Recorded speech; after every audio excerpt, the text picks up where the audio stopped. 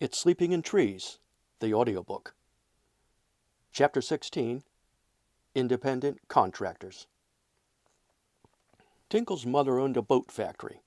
How she acquired it was always a bit murky, but we all guessed that it had something to do with her divorce from her first husband. He was apparently a big shot from Minnesota. It seemed to me that if one was a big shot from Minnesota, South Miami was a premier destination.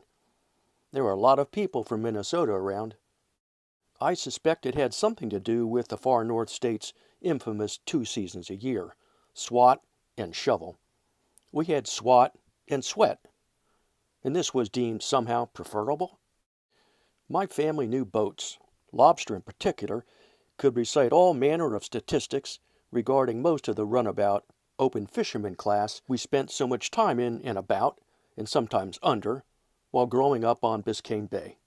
The ones Dinkle's mother built were not held in the highest regard.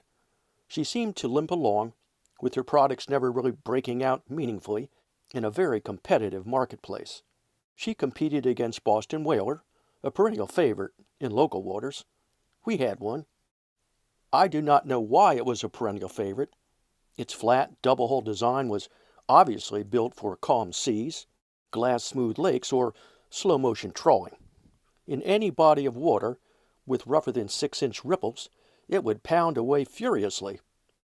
I truly never understood just how that boat didn't just beat itself to pieces on the open bay.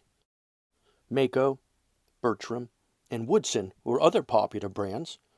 At the top of the list, in Lobster's esteemed view, was Donzi, truly the Ferrari of speedboats. We never had one of those. It was clear to us that her boat company was struggling. Lobster would tell us, outside Dinkle's and Butler's earshot, that while the boats were actually well designed, and therefore quite durable, they were just kind of clunky. They didn't look very sleek and lacked the visuals to really turn heads. As with any 1990s-era Chevy Malibu, there were more attractive ladies at the dance. Nor were her boats inexpensive. Quality costs money. In sum, she sputtered along selling a durable, unattractive craft at a premium price.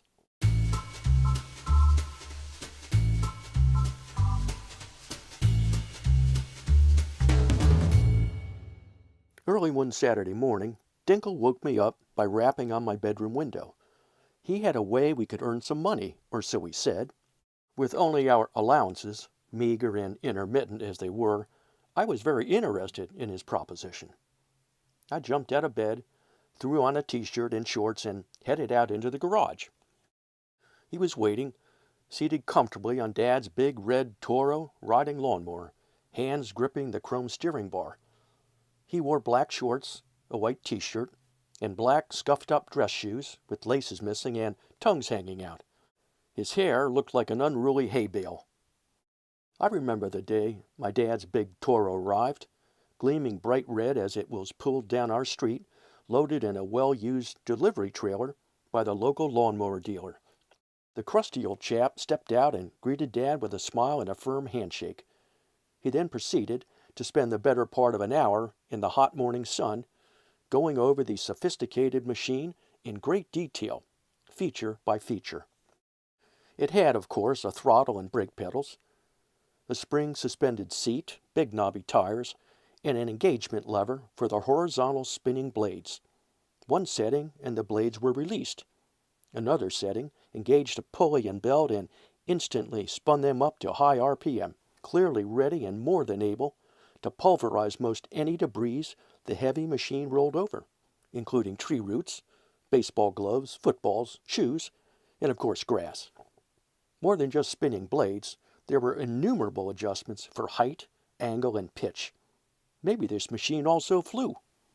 The dealer provided a most thorough review, and just like that, with my dad standing quietly and somewhat baffled next to the deluxe machine, thanked him again, hopped back in his truck, and drove off down the road. In the years that the big red Toro sat in our jumbled garage, it was mostly a place to stack things.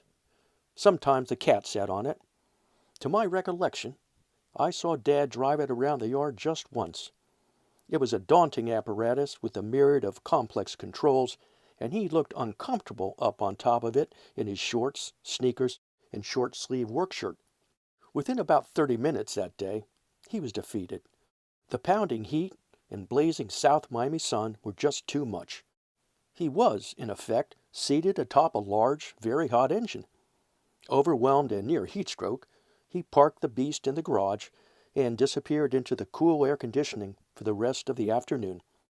Best that the yard work be left to the professionals.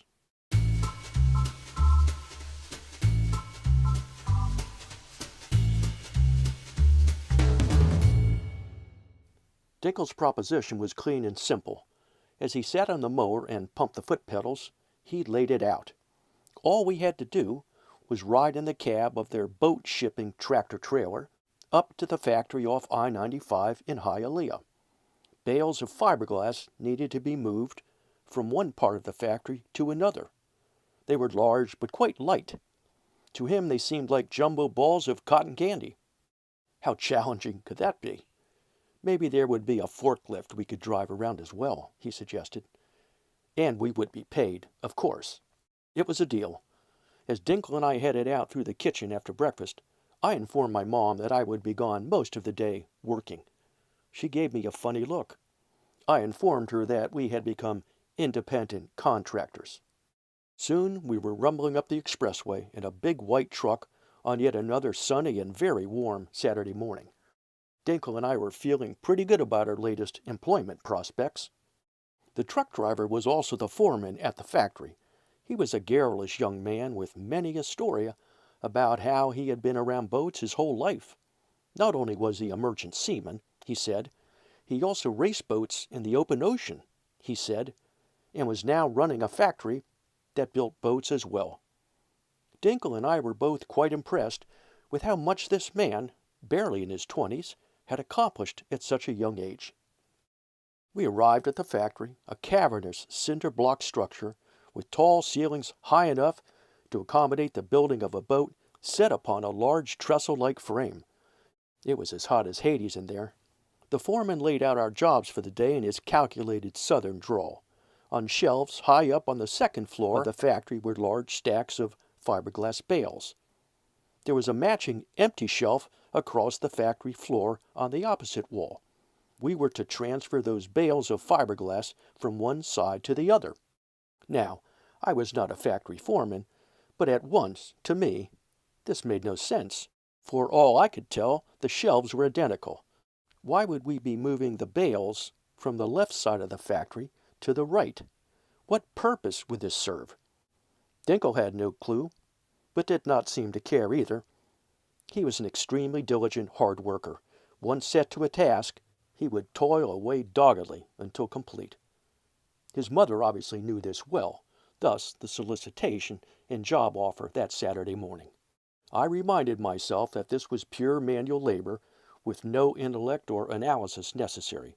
Bodies required, brains optional, and we were getting well paid.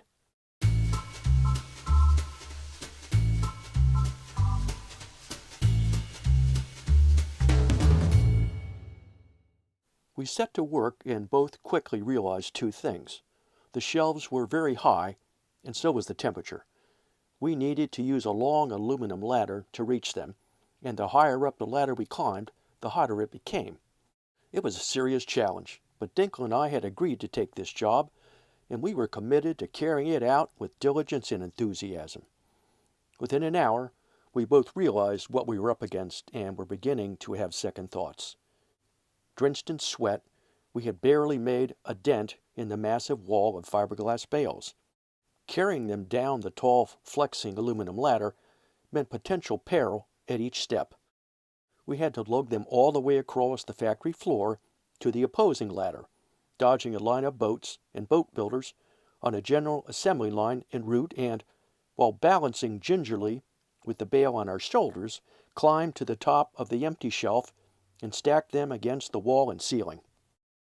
Our enthusiasm waned, and by late morning, we both desperately wanted to flee the premises and the idiotic job. Maybe we just needed a break. The foreman cruised by in a golf cart and offered us some water. By now we had peeled off our T-shirts. We wore only shorts, and our feet were bare. industry standards of workplace safety by small manufacturers of leisure craft were yet to arrive. Our pace slowed to a crawl. The heat and humidity inside the factory was punishing.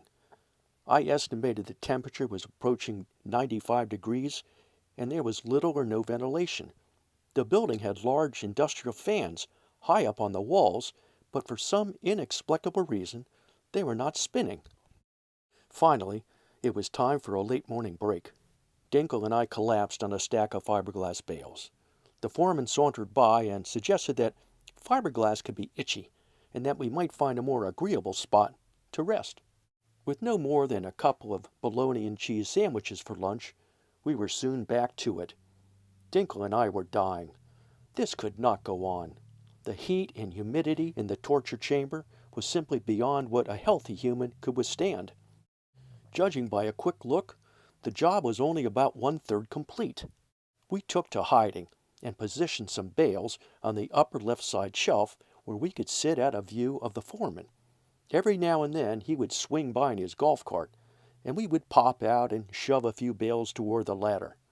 More water, more hiding, more water, more hiding, and the afternoon dragged on.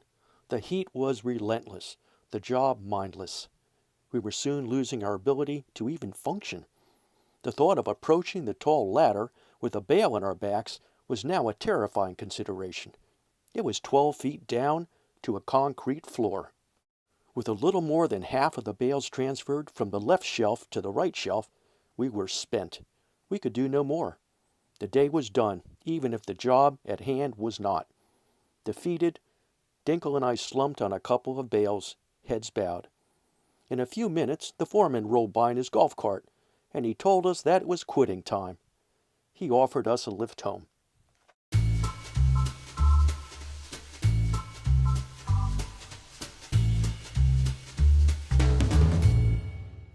I do not remember that long ride in the congestion of late Saturday afternoon I-95 traffic, nor even the walk from Dinkle's house to my own, but the sheer hell of my life over the next few days will always be with me. Fiberglass is truly a wonder product. There are things that were made of fiberglass 50 years ago that have been sitting outside day in and day out with zero maintenance and still stand unblemished today. How can this be? Consider what fiberglass actually is. Not surprisingly, it's fibers of glass. Glass is fairly tough stuff. With fiberglass, minuscule tubules of glass are manufactured and woven into mats or rolled into bales. To build an incredibly durable product out of fiberglass, the mat is mixed or coated with a catalytic resin. This begins a chemical process that binds the fibers together. Once it sets, one has fiberglass, a material that is somewhat flexible and very tough. Fiberglass transformed the boating industry in the 1950s, replacing heavy, corrosive metal and high-maintenance wood. One fundamental problem with fiberglass is the handling of it. Because it is basically tiny fibers of razor-sharp glass, one should not even go near it without the proper protective gear. Not only did Dinkle and I go near it, we embraced it, hugged it, and immersed ourselves in it for hours, wearing nothing but shorts. By Sunday evening, our bodies were inflamed, impaled with thousands of tiny glass fibers that felt like 1,000,000 electrified needles embedded in every square inch of skin that had not been covered. And there was virtually nothing one could do to remove the microscopic glass darts. As long as the injured lies completely still, unclothed, without touching the affected skin, it's not too horrible. This is precisely what Dinkle and I did. For 3 days we were mostly motionless, lying uncovered in our beds, waiting for relief. Then, fiber by fiber, our bodies slowly expelled the glass shards. I do not know where they went, but they went, and we did not care where. Eventually, the pain lessened and then just disappeared.